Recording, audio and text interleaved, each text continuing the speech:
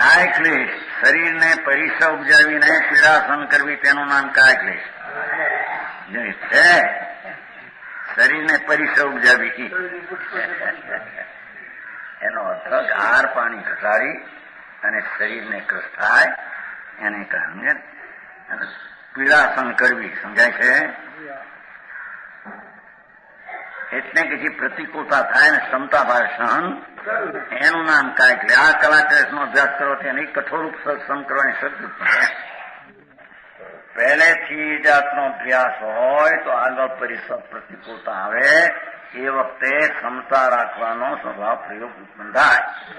નહીતર તો અકસ્માત કરવો કઈ આજનો આકરો ઉપસર્ગ તો એ વખતે અભ્યાસ નહીં હોય આકુરતા થઈ જશે એમ કે છે.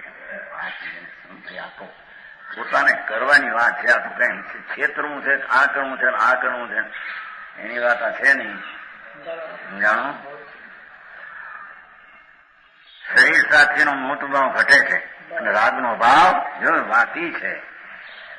શરીરમાં પ્રતિકૂળતા આવતા મમતા આસક્તિ ઓછી થાય. આસક્તિ ઓછી હો દ્રષ્ટિમાં તો છે જ નહીં એનો ત્યાગ જ છે બધો. આસક્તિ ઓછી થાય. વ્રતિ સંખ્યા વ્રતિની મર્યાદા કરી લેવી.